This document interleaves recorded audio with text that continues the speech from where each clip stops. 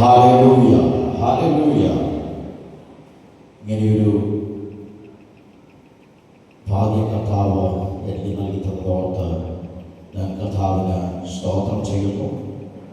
ഇന്ന് പകൽക്കാലം സ്റ്റേജിൽ സന്നിഹിതരായിരിക്കുന്ന പ്രിയപ്പെട്ടവരെ ഓർത്ത് കർത്താവിന് സ്തോത്രം ചെയ്യുന്നു. നമ്മുടെ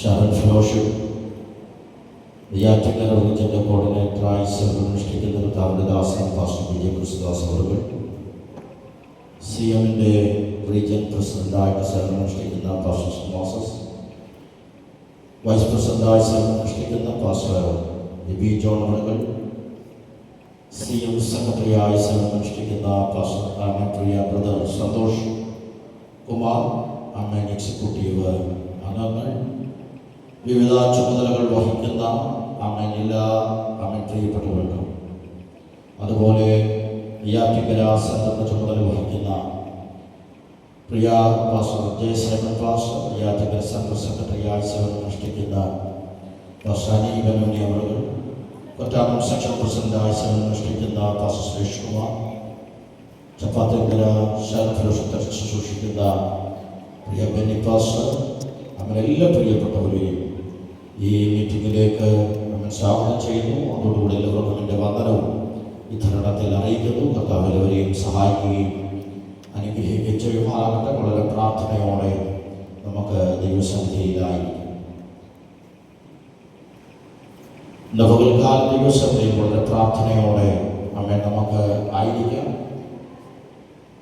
നെയ്യാറ്റിൻകര റീജിയൻ സി എം അംഗങ്ങൾ, അതുപോലെ സി എമ്മിൻ്റെ കമ്മിറ്റി മെമ്പേഴ്സ് കഴിഞ്ഞ ദിനങ്ങളിൽ ദൈവസന്നിധിയിൽ പ്രാർത്ഥിക്കുവാനും ദൈവസന്നിധിയിൽ ജാഗരിക്കുവാനും ഒക്കെ ഇടയായതിൻ്റെ ഫലമായി ഇങ്ങനെ ഒരു ദിവസം നമുക്ക് കൂടി വരുവാൻ കർത്താവ് സഹായിച്ചതോർത്ത് കർത്താവിന് സ്തോത്രം ചെയ്യുന്നു.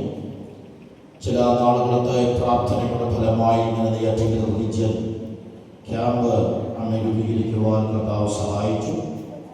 കഴിഞ്ഞ നാളുകളിൽ ദൈവം സി എമ്മിൻ്റെ പ്രവർത്തനങ്ങളെ ഏറ്റവും അനുഗ്രഹിക്കപ്പെട്ട നിലയിൽ നടത്തുവാൻ, അതിൻ്റെ നേതൃത്വം കൊടുക്കുവാനൊക്കെ തൻ്റെ ദാസന്മാരെ ദൈവം അഭിഷേകം ചെയ്തതോർത്ത് ഞാൻ ദൈവത്തിന് സ്തോത്രം ചെയ്യുകയാണ്.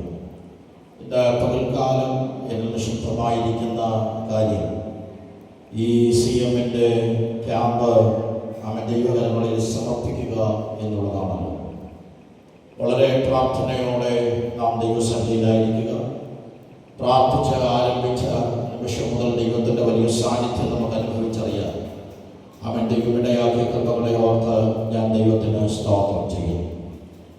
ഇന്ന് മുതൽ ബുധനാഴ്ച വരെ നടക്കുന്നതായി ക്യാമ്പ് നമ്മുടെ ജീവിതത്തിൽ ഏറ്റവും അനുഗ്രഹത്തിന്, നമ്മുടെ ആത്മീയ വളർച്ചകൾക്ക്, നമ്മുടെ ജീവിതത്തിൽ ഒരു വഴിത്തിരിവുകൾക്ക് ഒരു കാരണമായി തീരുവാൻ കർത്താവ് സഹായിക്കട്ടെ എന്ന് ആത്മാർത്ഥമായി പ്രാർത്ഥിക്കുന്നു.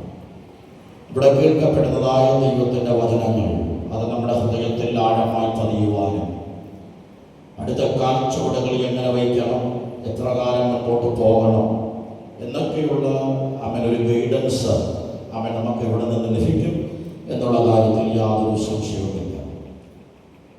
ഒരുപക്ഷെ ക്ലാസ്സുകളൊക്കെ മുടക്കി നമ്മളിവിടെ ഈ 3 ദിവസം ഇവിടെ ആയിരിക്കുമ്പോൾ അത് നമ്മുടെ ജീവിതത്തിൽ ഫലവത്താക്കി എടുക്കുക എന്നുള്ളത് നമ്മുടെ ഉത്തരവാദിത്വമാണ്.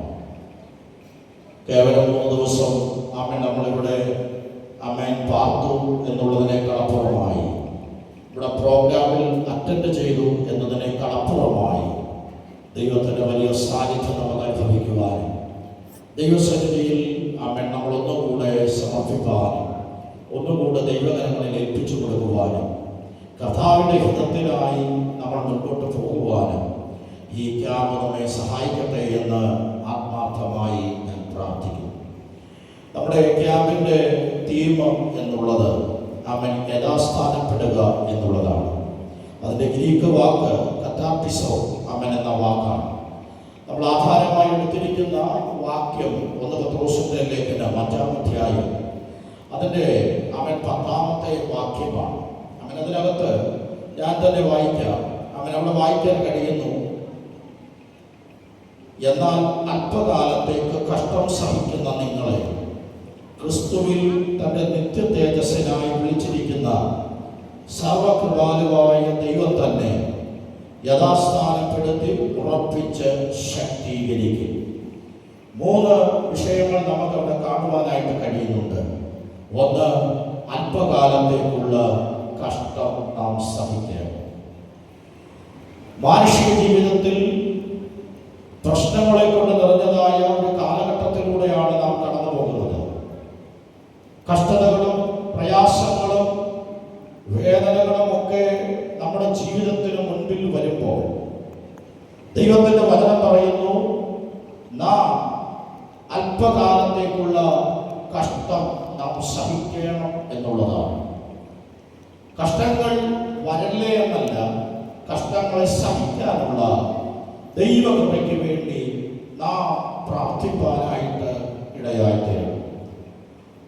നമ്മുടെ ജീവിതത്തിൽ കഷ്ടങ്ങൾ വരുമ്പോൾ നിരാശപ്പെടുവാനല്ല, പ്രതികൂലങ്ങളെ അതിജീവിക്കാനുള്ള ഒരു ദൈവശക്തിയാണ് നമുക്ക് ആവശ്യം. അത് ഈ ദിവസങ്ങളിൽ ലഭിക്കുന്ന ക്ലാസ്സുകളിലൂടെ, ഈ ദിവസങ്ങളിൽ ലഭിക്കുന്ന നല്ല തിരുവചനങ്ങളിലൂടെ നമുക്കത് സാധ്യമായി തീരും എന്നുള്ള കാര്യത്തിൽ യാതൊരു സംശയമില്ല. ഒരാഗ്രഹത്തോടെ, ഒരു പ്രാർത്ഥനയോടെ ദൈവവചനത്തെ അംഗീകരിക്കുവാനും ദൈവവചനത്തെ ആഴമായി മനസ്സിലാക്കാനുമുള്ള ഒരു ഹൃദയം നമുക്കുണ്ടെങ്കിൽ ഈ കാലത്തിൽ സ്വന്തം നിൽക്കുവാൻ വേണ്ടുന്ന ദൈവകൃപയുടെ വ്യാപാര ശക്തി നമ്മുടെ മേൽ പകരപ്പെടുവാൻ മതിയായ ദൈവമാണ്.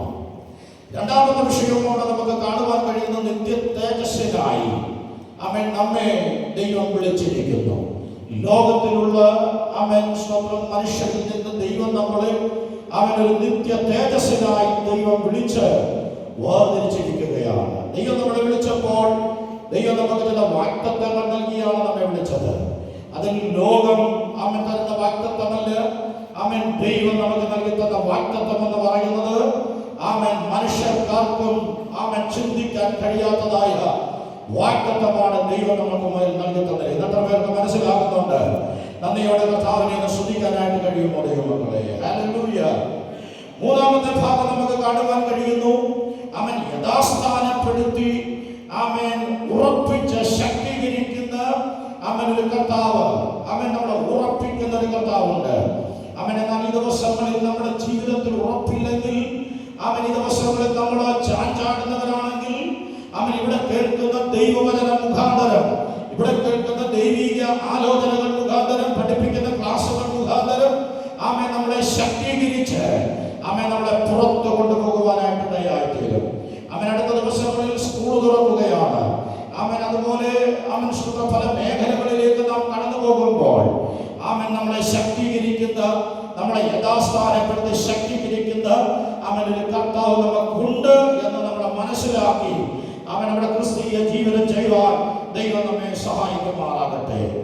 യഥാസ്ഥാനപ്പെടുക എന്നതിന് വിവിധ വിഷയങ്ങളെ കുറിച്ച് ദൈവവചനത്തിൽ നമുക്ക് കാണുവാൻ കഴിയും. ഒന്ന്, പുനഃസ്ഥാപിക്കുക എന്നുള്ളതാണ്. പുനഃസ്ഥാപിക്കുക അതിന്റെ ഇംഗ്ലീഷ് മീനിങ് എങ്ങനെയാണ്? റിപ്പയർ ചെയ്യുക, അല്ലെങ്കിൽ ഫുള്ളി എക്വിപ്പ് ചെയ്യുക, അതുപോലെ റീസ്റ്റോർ ടു പ്രോപ്പർ